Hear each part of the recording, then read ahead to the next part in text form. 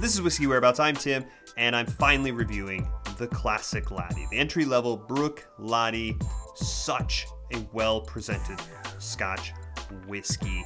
It's only missing one thing.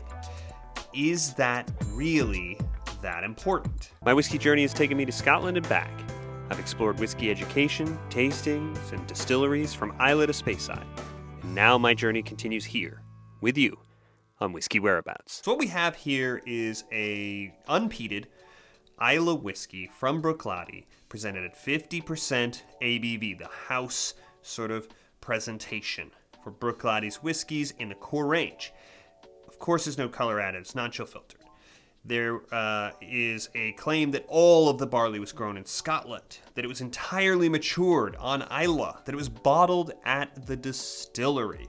This is quite a presentation for an entry-level core range whiskey that routinely sells for about $60. But what haven't I mentioned? Well, I haven't mentioned an age statement. So we don't have an age statement on this whiskey. And normally, when we're talking about entry-level, non-age statement whiskeys, here they tell us it's bourbon matured, some sherry cask, some wine cask. That's where it ends. But Bruichladdich very into transparency. So in addition to that bottle code on the bottle that tells me that this was bottled in May of 2023, there's also a 5-digit code on this bottle that if I go to the website and enter in my 5-digit code, it will break down what made up the vatting that was bottled in my specific bottle in great detail. It has 80 casks listed as having contributed to this vatting. There are about 20 different batches, not different types of casks, but batches.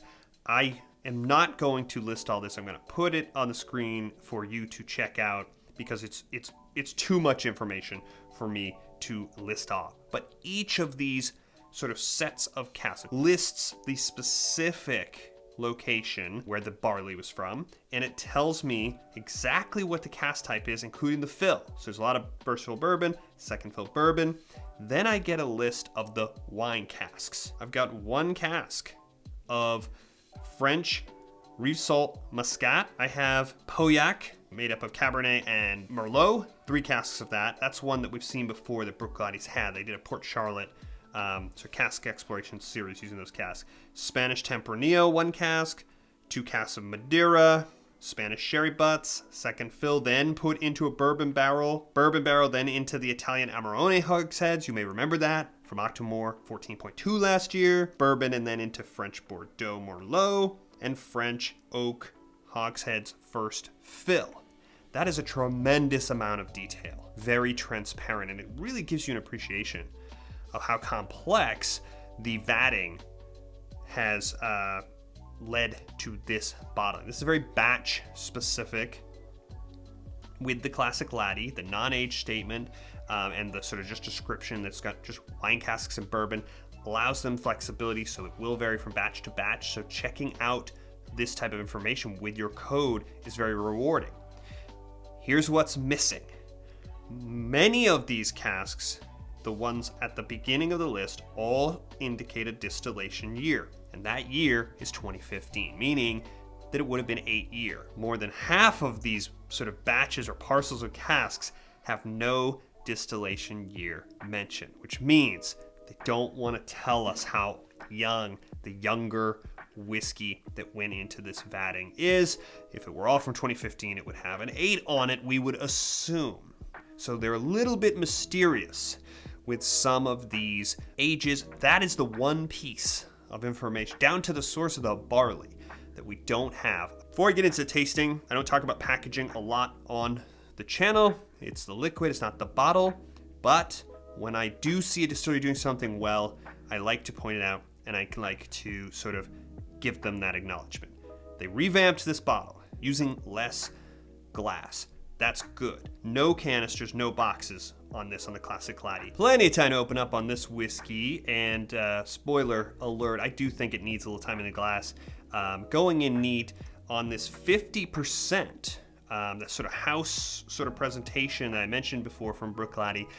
They say that they do this because at 50%, the barley, they're so focused on barley and terroir and whiskey that is the level they need it to be for you to be able to sort of appreciate that at that concentration. And so even here with the entry-level NAS Classic Laddie, we have that robust 50% ABV. Neat on the nose now. This is where I am in terms of so there's a little bit. It's well below that high shoulder, just below the top of this word mark here. It's had enough out of the bottle to clear that neck pour.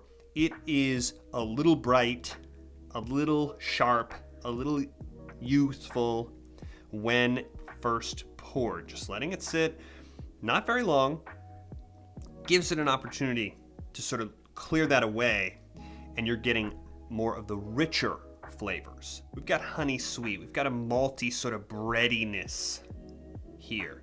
There is a fruit, but it is like a lime citrus. There's a pear. There's almost a pine element, like tree element to it. It's pretty green. There is vanilla, definitely.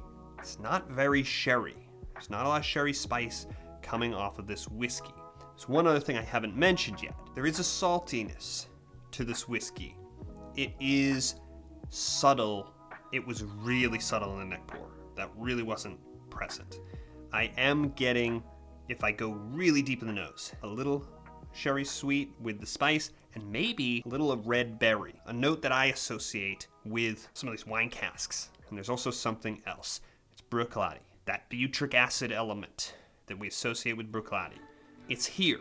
On the neck pour, I couldn't detect it. Now it's had time to open up a little, and it is there. It's not overpowering. That's that sort of slightly sharper element that's not for everybody in isolation. There's a lot of colorful descriptions for this. That's the one we talk about, the sort of baby vomit type of note. Again, leading with some of the fresher elements, the fruit elements that I talked about at the beginning. These much richer, sweeter elements are down low in the mix on the nose. Okay nose, especially for a non-age statement whiskey, maybe a younger whiskey. Let's go in on the palate neat though and see what happens. It's really a step up from the nose. It's just richer, better. The nose is not bad. This is kind of like, I didn't see it coming. From the nose with the whiskey, kind of these specs if you hadn't had this whiskey before. And what type of sort of flavor elements? They're rich and rounder elements than you get on the nose. It is malt balls. There's a breadiness again, that salt elements there, sure. And there is a line of sort of richer flavors. There's a honey, there's a toffee. It's like an almond butter to this. Very satisfying. It's not very fruit forward on the palate. It's not really hot. That 50% goes really easy. You hold it on your tongue trying to pick apart these different flavor elements. You're going to get some of that pepper, but it is pretty sippable and pretty satisfying. On the finish, a really nice, medium long, rich finish. The equal of the palate. This is, the palate and finish are above its weight. To me, your expectations of $60 non-aged statement whiskey coming in with this much sort of depth and some dimension here. The neck pour on the finish had a lot of the richer elements, the flavor elements. Now I'm getting a little bit more dimension on it. And first thing I notice with this finish is the first time I'm really getting the sherry. It's not a huge amount of sherry, but there's sherry butts on that list I gave you. And I'm getting a little bit of the sherry sweet and a little bit of the sherry spice. It's not dominant, but it's there in a way that it really doesn't manifest in the first two stages of this whiskey. There is that vanilla sort of creaminess and richness. There is a almost savory, very satisfying element that sort of runs through. It's like the spine of this finish, and it really makes it to me. And it's almost like, it's a nutty, almost like peanut butter now. And there is what I thought was almost like a green tea, or just a tea leaf element, especially on the neck pour. As it's opened up, with successive pours, that is sort of alternating or blending in with the oak tannins. So I think that's just the way that bitter from the oak is manifesting.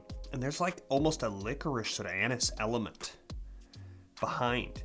So after the bitter fades, you're left kind of with that as a sort of accent, while that rich kind of sweetness remains. Still as I'm talking to you, really coating the tongue, really satisfying, and with that slightly nutty element, that satisfying element, it's a really nice combination. It really invites another sip of this whiskey. But again, 50%, that might be a little hot, especially if you're somebody who is really accustomed to this price category. The entry-level core range whiskeys, you may be accustomed to 43%, maybe even a 40. 50 is a step up, and it may not be for everybody. So I want to see. I don't have much left, so I'm gonna top off, and I'm going to add some water. So I'm gonna find out two things. We always add the water in these reviews so that I can see if I'm going to open up any new sort of elements.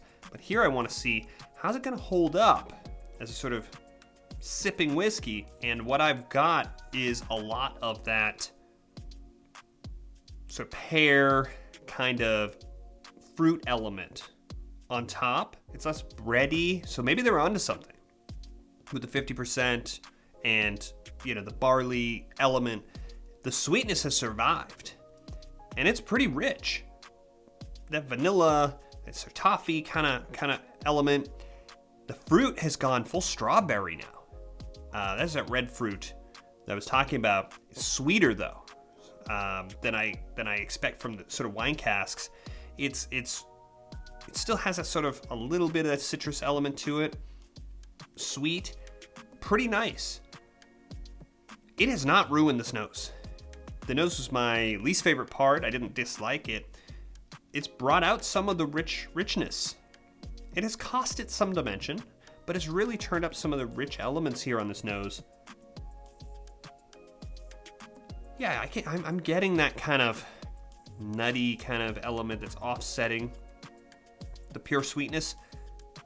That butyric element, I think it's still there, but it's pretty buried in the mix. So if that's something that's a little, off-putting to somebody, a little bit of water is going to neutralize that a little bit. On the palate now, let's see what the water does. Boy, is this drinkable now, and it's still rich. A lot of the elements that are still here are still bold. We've lost some.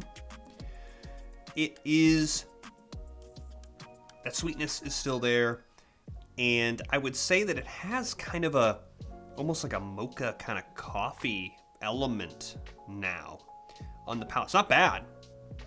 It's a little different from what I was talking about before. Some of that sweetness has gone kind of full chocolate with the sort of offsetting, heat and maybe a little bit of the bitter sort of elements on the palate.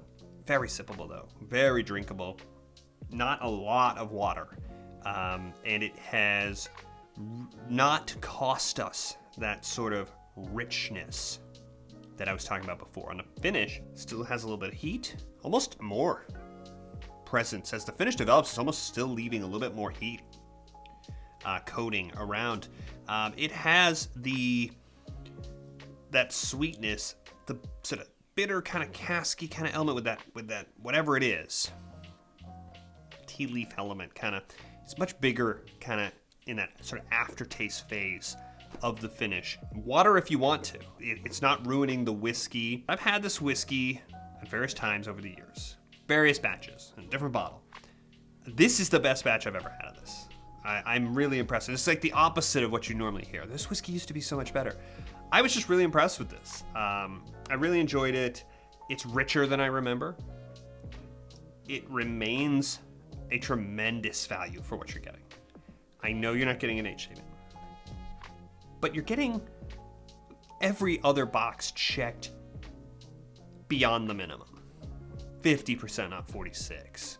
Aged on Isla, the Scottish bar, all of this to this sort of extra sort of limit. I think it's a 4-glass whiskey. It used to be pretty reliably right on the money, $60. I've seen it kind of creep over.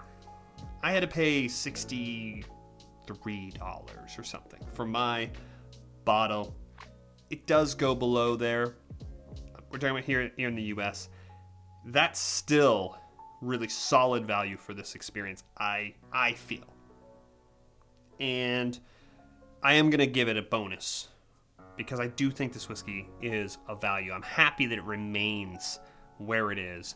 And, you know, I want to commend Bruichladdich again. Throw out some of this packaging, use less material, pass the savings on to me. The whiskey's not gonna cost less, but it's not gonna go up in price maybe as fast as it might have otherwise. More distilleries should do this. 4.25 glasses with value added. Now let's see how it stands up to its much older brother. I've got a fresh pour of the classic Laddie here, not contaminated by the water, and I have another pour of this. This is the Bruichladdich 18 year in its sort of cardboard paper jacket rather than a big canister. Great job, Bruichladdich. I've already reviewed this whiskey on the channel. If you haven't seen that video, I'll put a link right up here so you can check it out. Spoiler alert, did not love this whiskey, in particular one sort of stage of this whiskey. What's interesting is that the color is really similar, but you heard me reel off all those wine casks. This is a bourbon matured whiskey that was finished in, I believe, Sauterne and port casks. So I think the majority of the time here in the warehouse here was in those bourbon casks. So that's part of the explanation here. Obviously, we have the standard Bruichladdich presentation with the 50% and no color added on the 18 year. I've now reviewed both of these whiskeys, so I'm not going to note them all. And I didn't go with the blue glasses because it's pretty pointless in a flight of 2. But I just want to kind of go through and just compare and see what this tells us. Obviously, it's not a 1-for-1. Very different cask configurations. But let's just see what the one weakness over here, the youth, the unknown sort of youth, versus this nice, robust 18-year age statement, what that tells us. So on the nose here, on the 18-year, yeah, it's not my favorite nose. I didn't love this whiskey. And what is really jumping out at me, especially when I go from this whiskey, oh, such a rich, so much sweeter, rounder, richer nose. What a difference, though. You can tell. I mean, you can just tell this is a much older whiskey. It's much more subtle. This one is jumping out of the glass now by comparison. There is that butyric kind of, lactic element to this nose, much more prominent than here. It does have a sharp kind of almost nail polish kind of runner through it. And those are pretty bold and potentially divisive elements on a nose to lead with. And what's after that is very floral. In comparison to this is like walking through a florist shop. This, by contrast, is so sweet. So many different, it has a real nice, rich dimension. And I'm picking up almost like when you compare it to this one, getting a little bit more of that sort of lactic element, but I'm getting almost like a tobacco leaf. Palate's my favorite part of this whiskey. Great mouthfeel, great presence, honey, stone fruit, really solid in terms of the presence. You can really appreciate it for a well-aged kind of whiskey. This one does lack some of this presence. It has the sweetness. It has those flavor elements that I'm talking about. Rich flavor elements. It doesn't have the same presence. You can tell. When so many other things are equal, the ABV, the presentation. This is the younger counterpart. It is not in the same class as this whiskey on the palate, but it's also not blown off the table. Like some thin sort of 40%, chill filtered whiskey would just be, going right after this wouldn't be able to hold its own. It's still here, doing its thing. Very quickly on the finish on this one, because this is where we got in trouble with this whiskey before. There is a sourness to this. There's lots of casky oak bitter. Makes sense, right?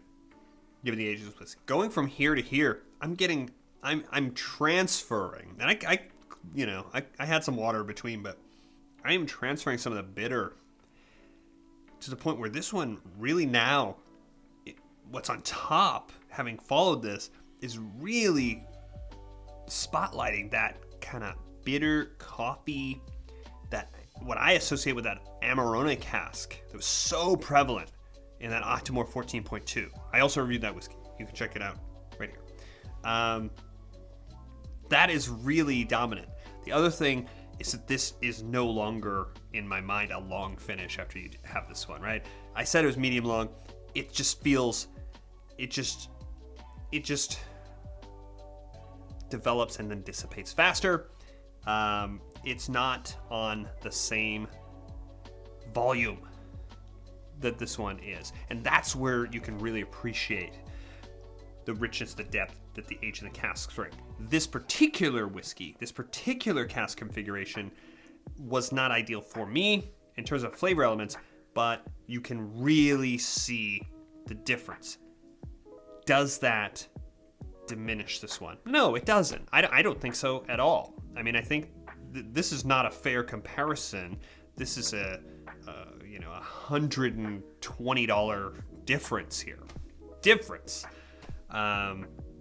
In terms of the value and the price of these whiskeys. The real sort of competitors for this whiskey aren't non-age statement whiskey. It is the entry-level sort of whiskeys with proper presentations, and that is why this one feels like it's punching above its weight in terms of the lack of the age statement. The other specs really allow it to play out. It's a uniquely presented whiskey at that price point, and I think that makes it special. And I'm really pleased that I bought a bottle to share with you because I'm really enjoying this particular bottle and this particular batch. If you enjoyed this video, make sure you subscribe, press this button. It's going to pop up right over here so you don't miss any of the videos coming in the future, and I'll see you on the next one.